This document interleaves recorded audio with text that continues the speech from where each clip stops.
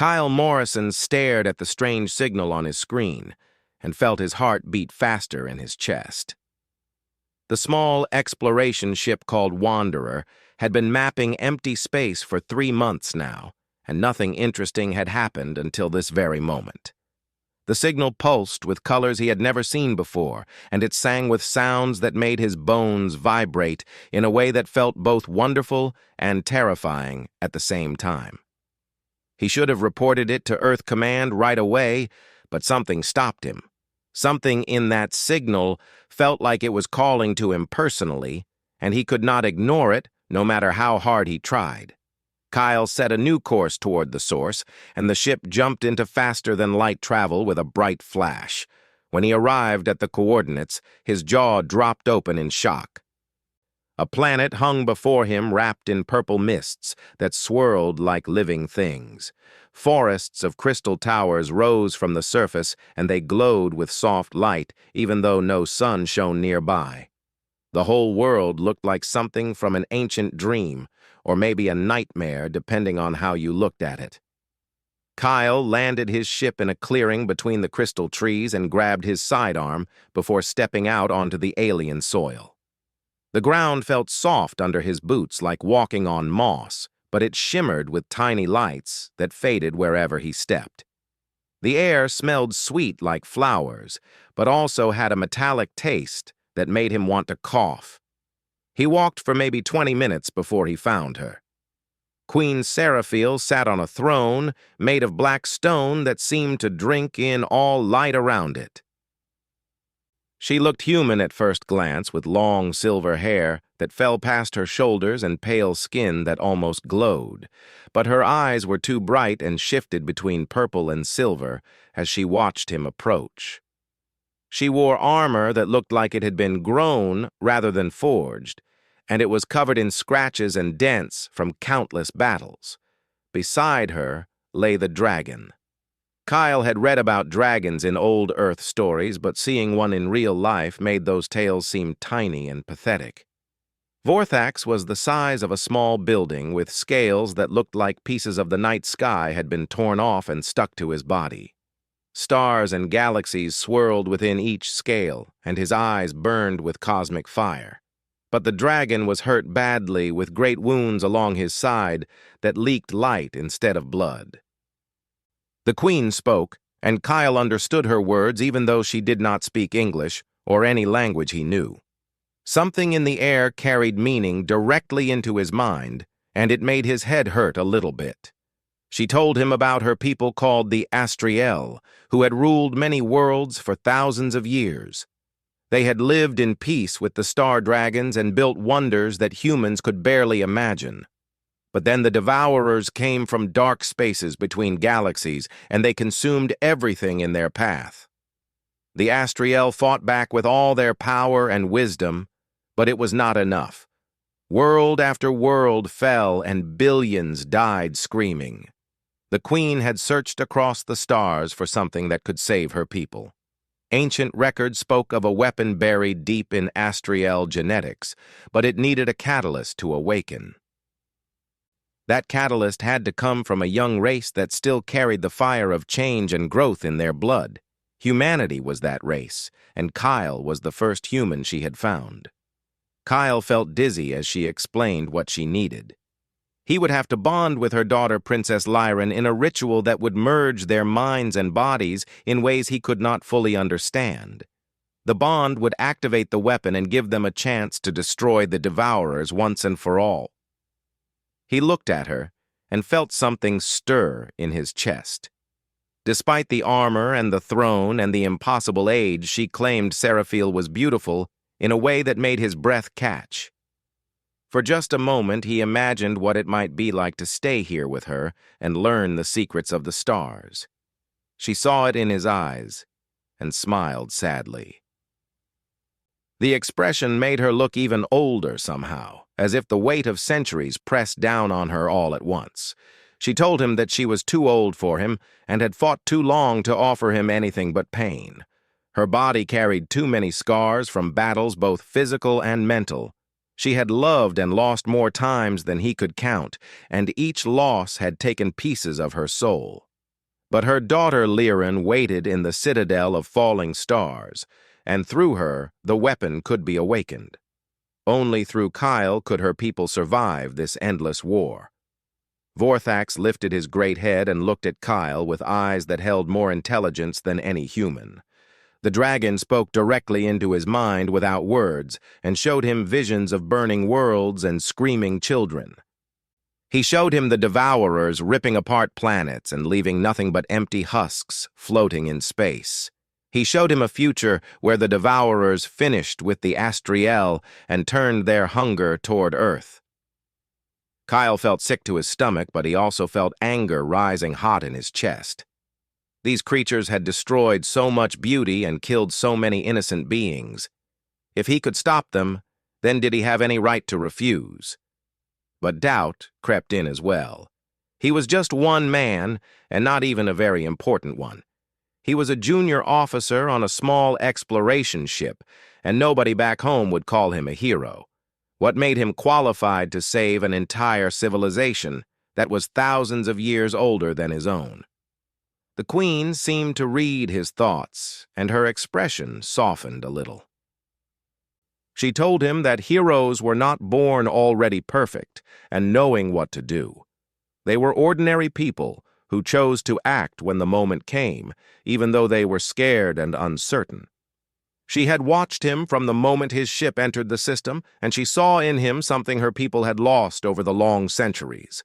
He still believed things could get better and that one person could make a difference. Kyle stood there in that alien forest with purple mist swirling around him and made his choice. He would go to the citadel and meet the princess. He would do this bonding ritual even though it terrified him. He would help these people fight their war because it was the right thing to do and because nobody else was here to do it instead. The Queen stood from her throne, and suddenly she seemed taller and more regal than before. She placed one hand on his shoulder, and her touch sent shivers through his whole body. She thanked him with words that carried the weight of genuine gratitude and relief.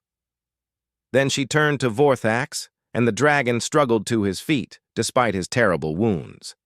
They would travel together to the citadel, and Kyle would meet his destiny there. But as they walked back to where the ships waited, Kyle felt a cold fear settle in his stomach. He was about to change his entire life, and possibly the fate of two species. There would be no going back from this moment, and he wondered if he was brave enough or strong enough for what lay ahead. The purple mists grew thicker as night fell on the dying world, and somewhere in the distance, something howled with a sound that made his blood run cold. The devourers were out there waiting and hungry. Time was running out faster than anyone wanted to admit. Kyle did not travel alone to the citadel, and for that he felt grateful, even though his companions made the journey more complicated. Dr. Helena Cross had insisted on coming the moment she heard about the Astriel, and nothing could change her mind. She was a xenobiologist who had spent her whole career dreaming of meeting aliens, and now that dream had come true in the most dangerous way possible. Commander Jake Sullivan came for different reasons, because he did not trust the elves or their dragons, and wanted to make sure Kyle did not get manipulated into something that would hurt humanity. The Queen flew them in a ship called Whisperwind that was nothing like any human vessel. It looked like a giant bird made of silver metal and crystal, and it seemed to be alive in ways Kyle could not explain. The walls hummed with energy, and sometimes he swore he could hear it singing very softly. Vorthax rested in a special chamber filled with glowing liquid that was supposed to heal his wounds, but the dragon still looked weak and tired. Helena spent most of the journey asking Seraphiel a million questions about Astriel biology and history and culture. The Queen answered patiently and seemed to enjoy having someone so interested in her people. She explained how the Astriel had evolved alongside the star dragons in a symbiotic relationship that went back millions of years. Each dragon bonded with one elf, and they shared thoughts and feelings and even lifespans. When a dragon died, its elf usually followed soon after, and the reverse was also true. The Devourers had appeared about 500 years ago without warning or reason. They came from spaces between normal dimensions where physics worked differently and nothing living should exist. At first, the Astriel thought they could negotiate or at least understand what the creatures wanted. But the Devourers only wanted to consume and grow and spread across the galaxy like a disease. Normal weapons barely scratched them because their bodies existed partly in other dimensions. Energy weapons passed through them, and missiles exploded without doing real damage. The only thing that hurt them was the cosmic fire that star dragons could breathe. But even that was not enough. For every devourer killed, 10 more appeared, and the war slowly ground down the Astriel civilization. Jake listened to all this with a hard expression on his face and finally spoke up. He said it sounded like the elves were desperate, and desperate people did desperate things, including using other species as tools. What guarantee did Kyle have that this bonding ritual was safe, or that the Astriel would not just abandon humanity once they got what they needed? The Queen stopped what she was doing and looked at Jake with eyes that seemed to pierce right through him. She admitted that yes, they were desperate, and yes, they needed humanity more than humanity needed them right now. But she also said that the bonding would change both species forever and create ties that could not be broken easily. If the Astriel betrayed humanity afterward, they would be betraying part of themselves. She also pointed out that the Devourers would not stop with the Astriel. Once they finished consuming every elf world, they would keep spreading outward. Earth lay in their path, and humanity had no weapons that could stop them. Helping the Astriel now was helping humanity survive later, even if people back home did not understand that yet. Helena broke the tense silence by asking about the bonding ritual itself. What exactly would happen to Kyle when he merged with Princess Lyraean? The Queen hesitated before answering, and that hesitation made Kyle nervous. She explained that the ritual would open both their minds completely to each other. Kyle would experience all of Lyraean's memories and emotions, and she would experience his. They would share thoughts and feelings even when far apart. Their bodies would also change, with Kyle gaining some Astriel abilities and Lyraean gaining some human traits. The process could not be reversed once started. But there was more. Lyraean was bonded to her own dragon called Aurelia, and for the weapon to work, Kyle would need to bond with the dragon as well. This created what the Astriel called a triad bond, which had not been attempted in over 2,000 years. The ancient records said it was possible, but also extremely dangerous. If any of the 3 minds rejected the others during the bonding, all 3 could die or go insane. Kyle felt his stomach drop as he realized what he had agreed to. This was not just some simple ceremony, but a complete transformation that could kill him if anything went wrong. He looked at Helena and Jake and saw his own fear reflected in their faces.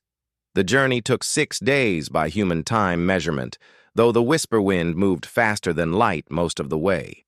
During those days, Kyle tried to prepare himself mentally for what was coming, but how could anyone prepare for something like this?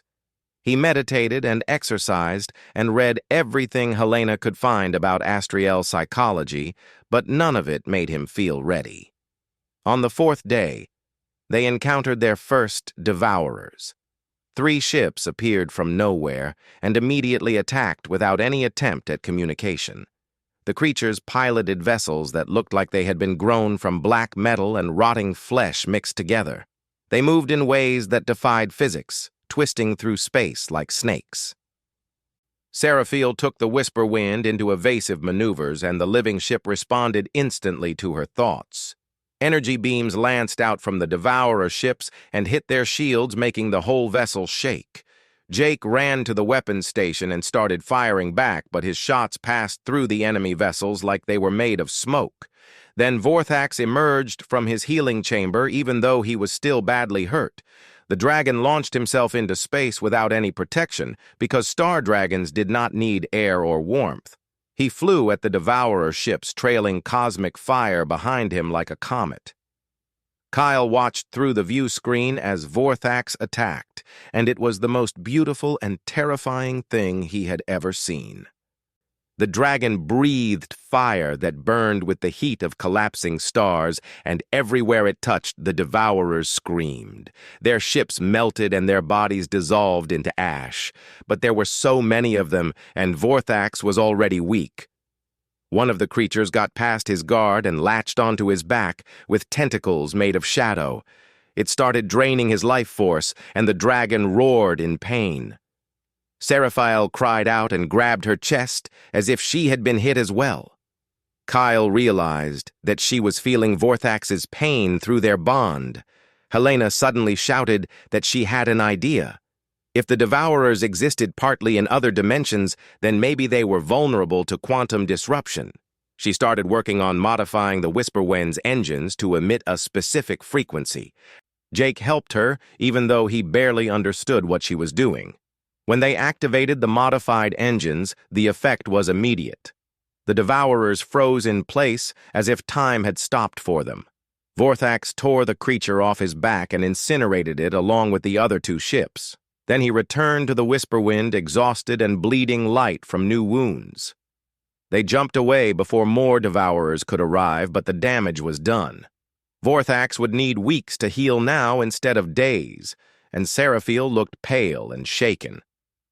Kyle realized that the queen was dying slowly as her dragon died. She had given so much of her life force to keep him alive this long that she had almost nothing left for herself. That night, Kyle could not sleep, so he went to the observation deck and stared out at the stars. Helena found him there and sat down beside him. She said that she had analyzed the data from the battle and figured out something disturbing. The resonance weapon that Kyle was supposed to activate would kill all the Devourers by disrupting their connection to other dimensions. But it would also permanently link human DNA with Astriel DNA on a genetic level. Future generations of both species would start to blend together until eventually there would be only one hybrid species. The Astriel had not mentioned this part, and Helena wondered what else they were hiding. Kyle did not know what to say. Part of him felt angry at being deceived, but another part understood why the queen had kept quiet. If she had revealed everything from the start, he might have refused to help. Sometimes the right choice required a little bit of deception. On the 6th day, they finally arrived at the Citadel of Falling Stars.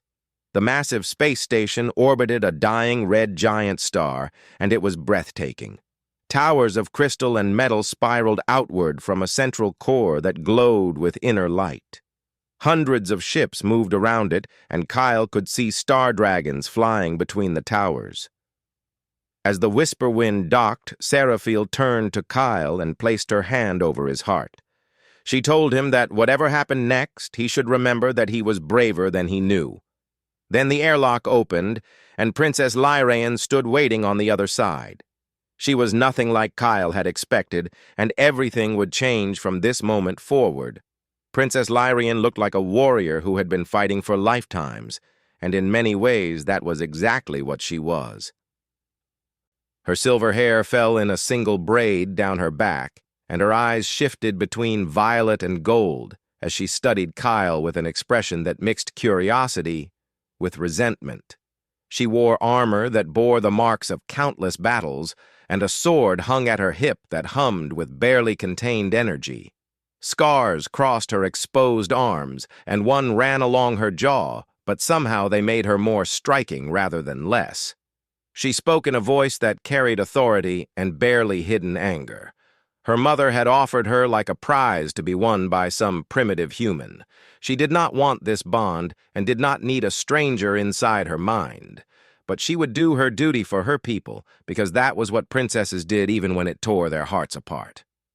Kyle felt his face grow hot with embarrassment and anger.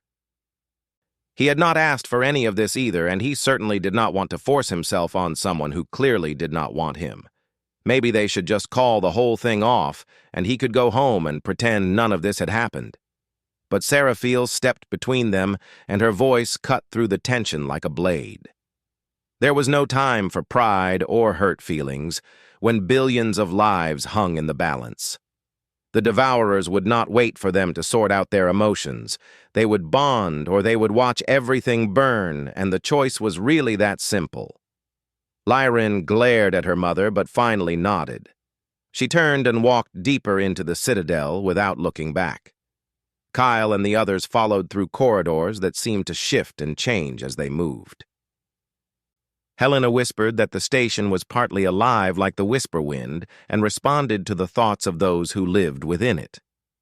They reached the resonance chamber after what felt like hours of walking.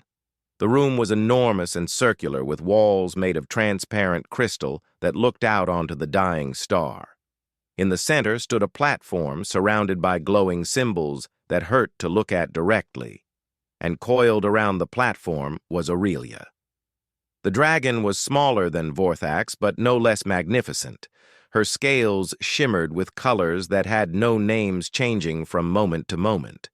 Her eyes were bright gold and filled with intelligence that felt almost human. She watched Kyle approach, and he felt her presence brush against his mind like a curious cat. Lyraean explained the process in a voice that had gone cold and formal. They would stand on the platform together and open their minds completely. Aurelia would link with both of them, creating the triad bond. If any of them hesitated or resisted, the whole thing would collapse and likely kill them all. They had to trust each other absolutely, even though they were strangers. Jake pulled Kyle aside and asked if he was really sure about this.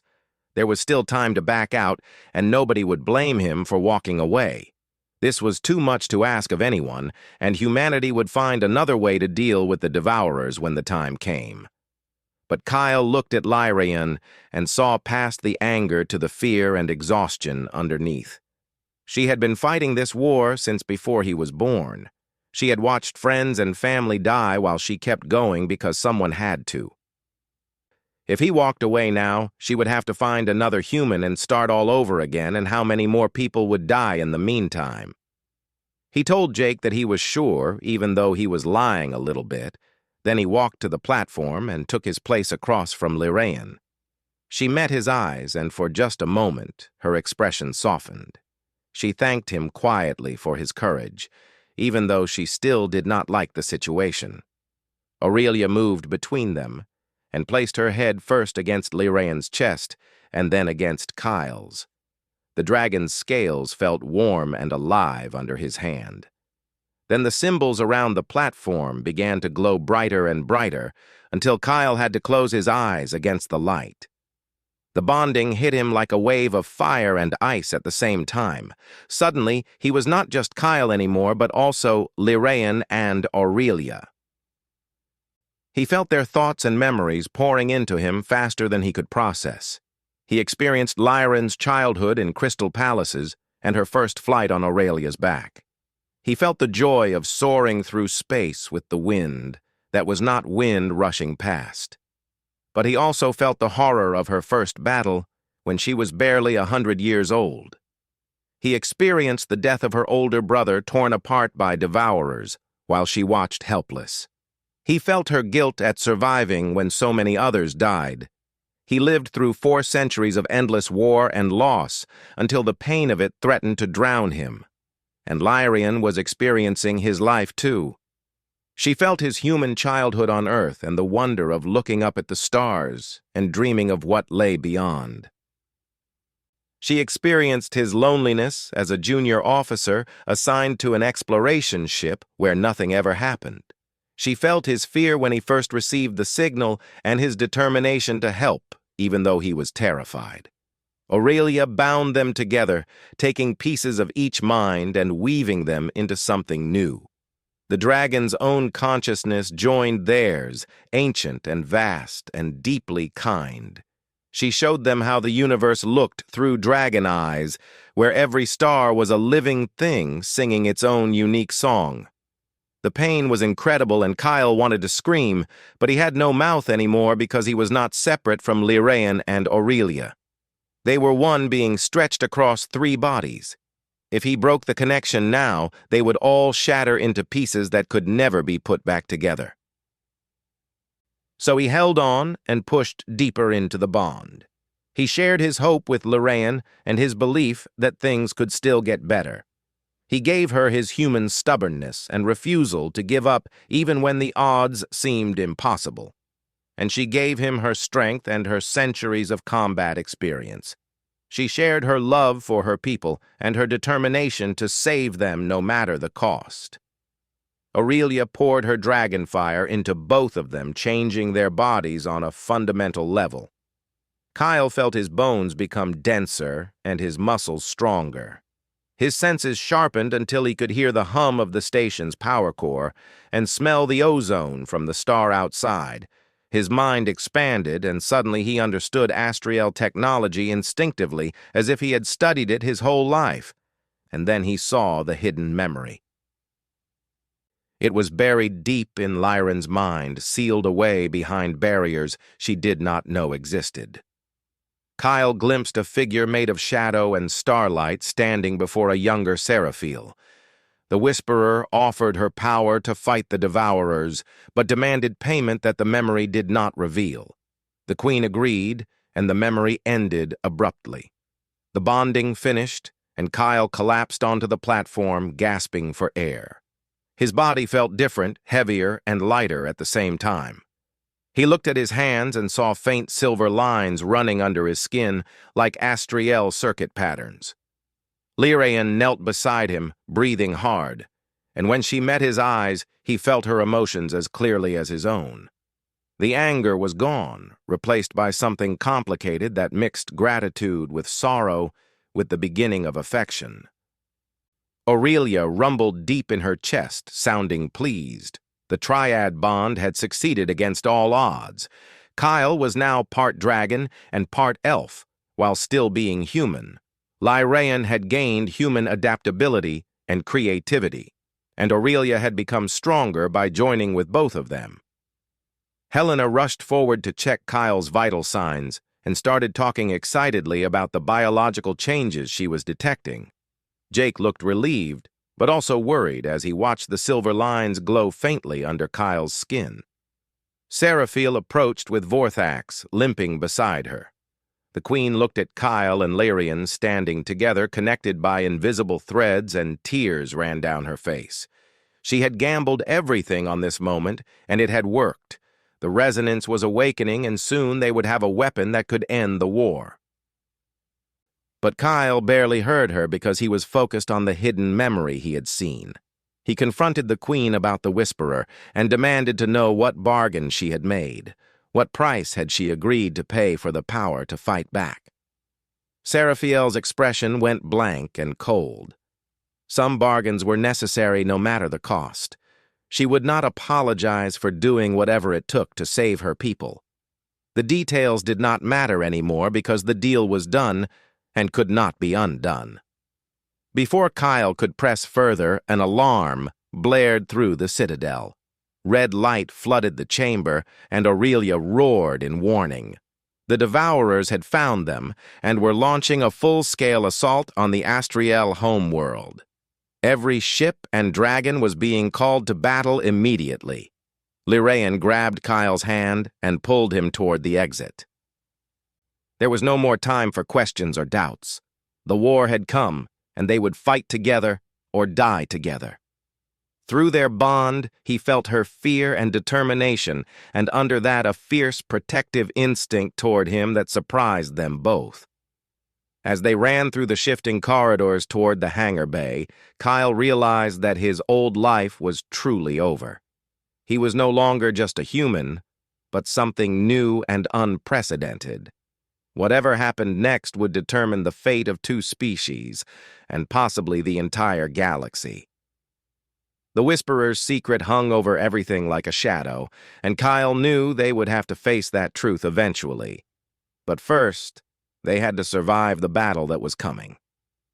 The Astriel fleet gathered in the shattered belt, where a dozen dead planets floated like tombstones marking previous defeats. Hundreds of ships filled the space between the broken worlds, and above them flew the star dragons in formations that looked like rivers of living light. Kyle stood on the bridge of a warship called Starweaver with Lyran beside him, and their bond humming with shared purpose. Through Aurelia's eyes, he could see the entire battlefield at once, and it was both beautiful and terrible. The Devourer fleet emerged from dimensional rifts like wounds torn in reality itself. Their ships looked wrong, as if someone had built vessels out of nightmares and given them the power to move through normal space. Black tendrils reached out from each ship, and wherever they touched, matter simply ceased to exist. Serafiel commanded the fleet from the Whisper Wind, with Vorthax at her side despite his wounds. Her voice rang out across all channels, giving orders in the ancient language of her people. The dragons responded immediately, diving toward the Devourer ships with fire building in their throats. Kyle felt the resonance activate within him, like a second heartbeat. The weapon that had been sleeping in Astriel genetics for millions of years woke up and reached out through his bond with Lyraean and every other human who had bonded with the elves. There were not many yet, but enough to make a difference. The resonance linked all their minds, creating a network of consciousness that could coordinate the entire fleet as one organism. Suddenly, Kyle understood the battle in ways that should have been impossible. He saw patterns in the Devourer movements and knew where they would strike next. He felt the position of every dragon and ship and weapon. Through the bond network, he could share tactical insights instantly with commanders across the entire fleet. His human intuition combined with Lyrian's combat experience and Aurelia's dragon senses created something entirely new. He shouted coordinates and attack vectors, and the fleet responded with perfect timing.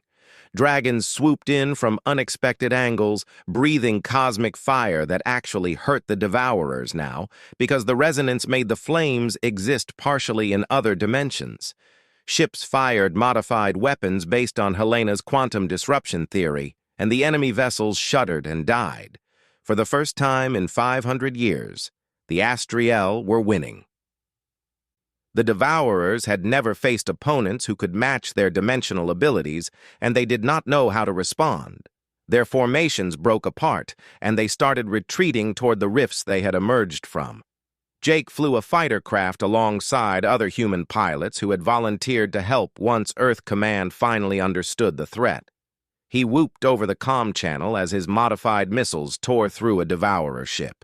Helena coordinated the science vessels, running analysis and feeding data back to Kyle through the resonance network. But victory turned to horror when the rifts suddenly expanded and something massive began to emerge. Vorthax roared a warning that made every dragon in the fleet freeze. Lyrian gasped and grabbed Kyle's arm as fear flooded through their bond.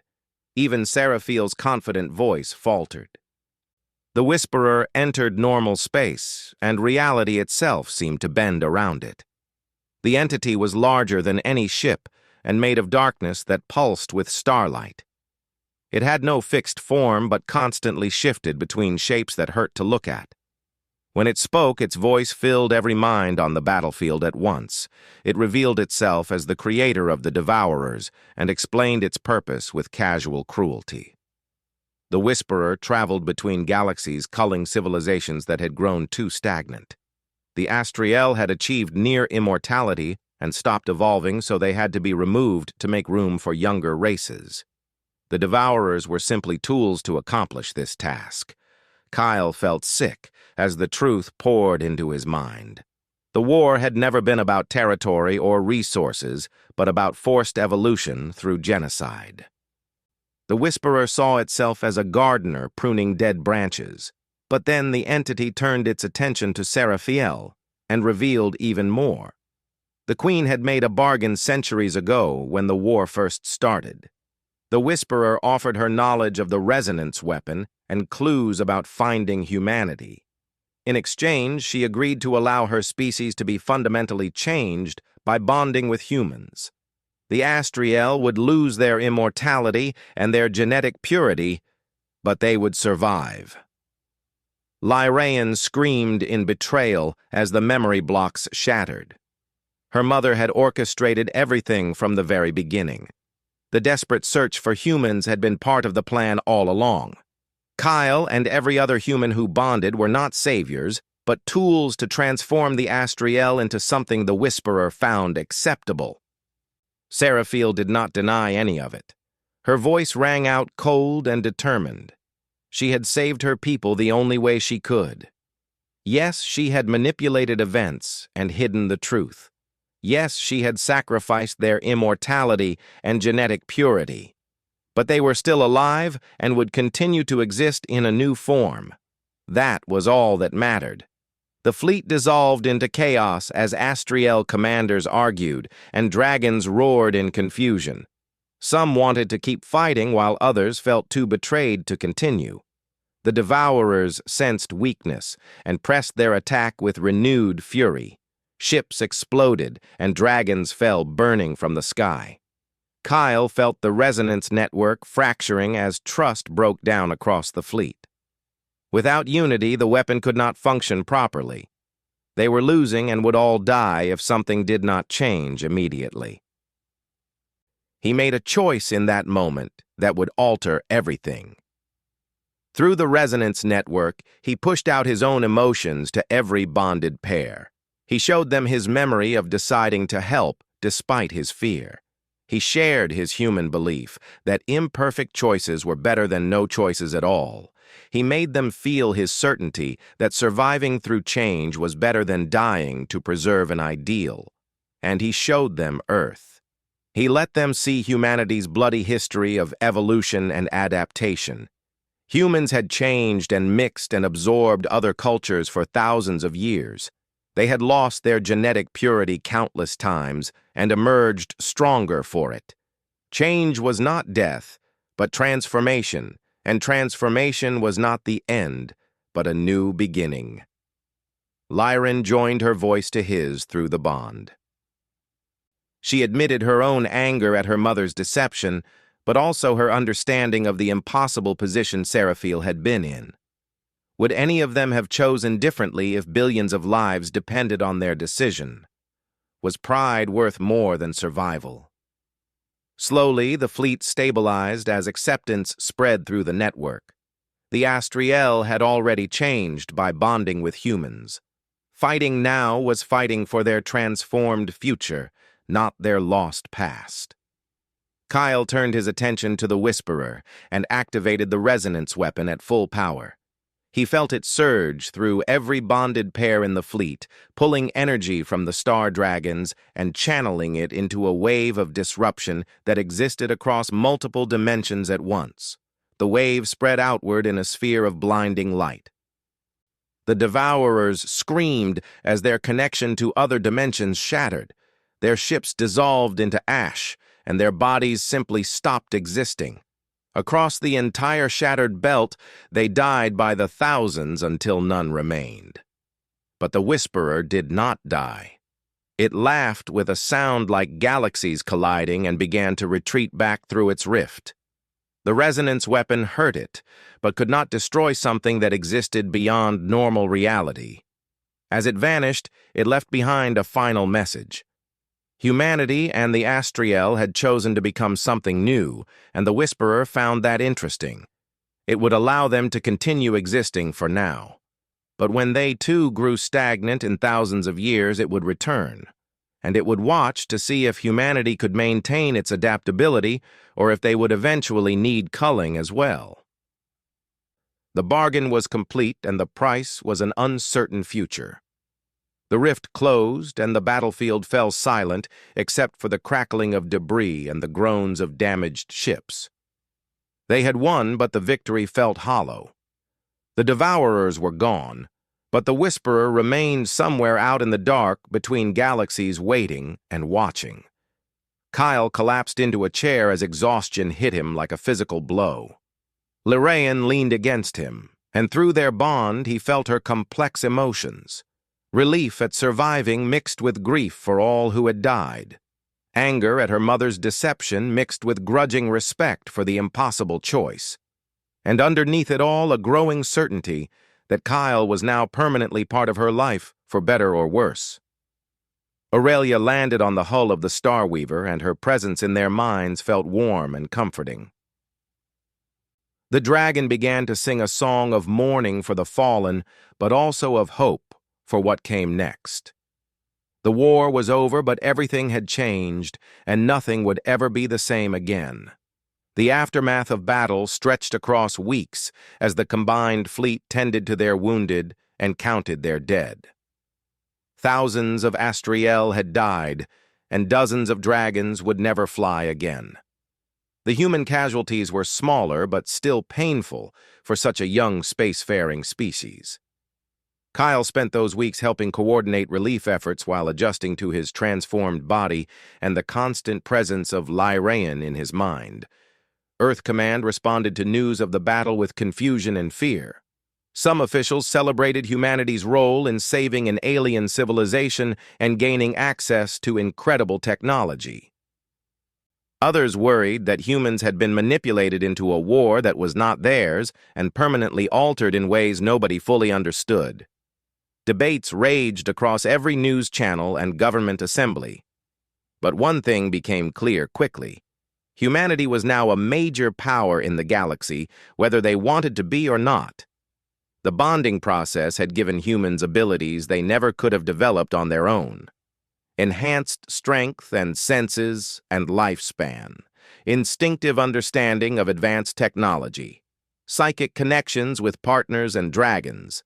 In exchange, the Astriel gained human creativity and adaptability and the fire of youth that their long lives had dimmed.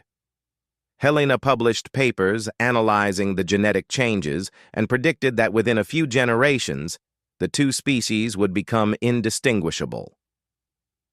Children born from bonded pairs would carry traits of both parents in ways that created something entirely new. Some humans found this prospect exciting, while others saw it as the death of human purity. The same debates happened among the Astriel, and neither side had easy answers. Jake took command of a joint military force, training humans and elves to fight together. He never fully trusted the Astriel, but he respected their combat skills and understood that cooperation was necessary. More devourers might return someday, or some other threat might emerge from the dark spaces between stars. The galaxy was dangerous, and only united could the two species hope to survive. Kyle and Lyraean proposed creating an exploration fleet that would seek out other civilizations before the Whisperer found them. If they could warn others and help them evolve in healthy ways, then maybe future cullings could be prevented. The idea gained support from both humans and elves, though many questioned whether any species could truly guard an entire galaxy. But before any of that could happen, there was one final duty to fulfill. Queen Seraphil was dying, and everyone knew it. She had given too much of her life force to keep Vorthax alive through his wounds, and now there was nothing left to sustain her. The dragon lay in the healing chambers of the rebuilt citadel, growing weaker each day as his bond partner faded. Lyraean visited her mother every day, and their conversations were private things that Kyle tried not to intrude on through the bond, but he felt his partner's complex emotions, anger and love and grief all tangled together. Forgiveness came slowly for the deception, but understanding came faster. Seraphil had made impossible choices with no good options and lived with the consequences every day since. On a quiet evening a month after the battle, Seraphil requested a private audience with Kyle. He found her in a garden chamber where crystal trees grew and reflected starlight in rainbow patterns. She looked frail now, with her silver hair thin and her skin almost transparent, but her eyes still burned with fierce intelligence. She thanked him for everything he had done and everything he would continue to do. She admitted that she had manipulated events to bring him to her people, but said she did not regret it. Sometimes leaders had to make cruel choices to save those they were responsible for. She hoped he would never have to make such choices, but suspected he would given the path his life was now taking. Kyle asked her if she thought the Whisperer would really return. The entity had seemed satisfied with how things turned out, but could they trust a being that created the Devourers as a culling tool? Seraphil smiled sadly and said that trust was irrelevant. The Whisperer would do what it wanted regardless of their feelings. All they could do was make sure humanity and the Astriel kept evolving and adapting. Stagnation was the real enemy, and always had been. As long as they kept growing and changing, they would survive whatever came next. She asked about Liren, and Kyle felt his face grow warm as he tried to explain their bond. It had started as duty and necessity, but over the weeks it had become something more. He cared about her deeply and felt protective of her in ways that went beyond the psychic connection. Through the bond, he knew she felt the same, though neither had spoken about it directly yet. The Queen laughed softly and said she had seen it coming. Her daughter deserved happiness after centuries of war and loneliness. If a human could give her that, then Seraphil was grateful beyond words. She made Kyle promise to take care of Liren and help her find joy in this new era they were building together. A week later, Vorthax made his choice. Star dragons could transfer their life essence to another dragon if they chose to die willingly. The ancient ritual was rarely used, but Vorthax had made his decision. He would give his remaining power to Aurelia and let Seraphil finally rest. The ceremony took place under the light of twin moons on a rebuilt Astriel world. Thousands gathered to witness the passing of one of the oldest and most honored dragons. Vorthax lay on a platform of black stone, with Aurelia coiled beside him. The younger dragon sang a mourning song that made everyone who heard it weep. Kyle stood with Liren and felt the ritual through Aurelia's connection to their bond. Vorthax's essence flowed out of him in streams of light that wound around Aurelia like glowing vines. The young dragon grew larger, and her scales took on patterns that matched the galaxies swirling in Vorthax's scales. His strength and knowledge and centuries of experience merged with her until she became something unprecedented, the most powerful dragon in living memory. When the transfer completed, Vorthax's body faded to ash that scattered on the wind. At the same moment in the citadel, Seraphil closed her eyes and stopped breathing. She died peacefully without pain, as if falling asleep after a long, exhausting journey. Liren cried openly for the first time since Kyle had met her. He held her and let their bond carry his support and comfort. Through Aurelia, he felt the dragon's grief mixed with gratitude for the gift she had received. The ceremony had transformed all three of them in ways they would spend years understanding. The funeral lasted 3 days, as was Astriel tradition. Seraphil was honored as one of the greatest queens in their history, despite the controversy around her final years.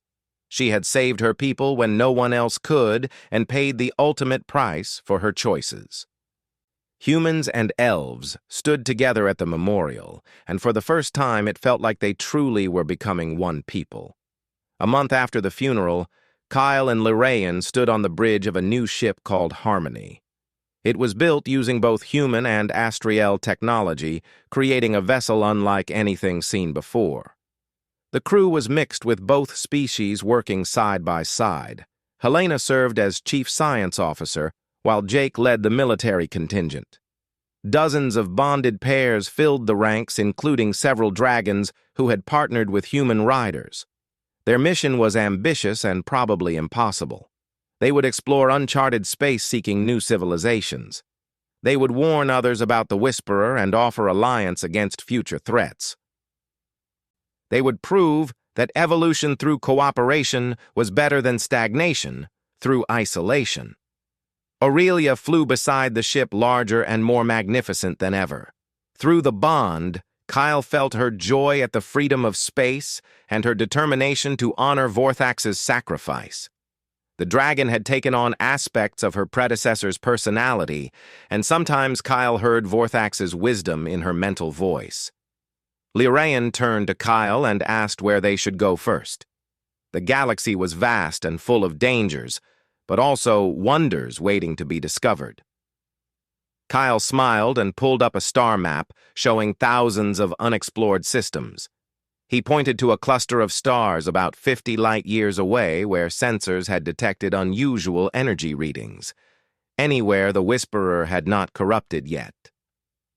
They would light the way and help others avoid the fate that had nearly destroyed the Astriel. As the Harmony jumped to faster-than-light travel, Kyle felt contentment spread through the bond network that connected everyone on the ship. They were doing something important and meaningful. They were building a future that honored the sacrifices of those who died to make it possible. But deep in the dark spaces between galaxies, the Whisperer watched and waited. Around it, new shadows gathered and took shape.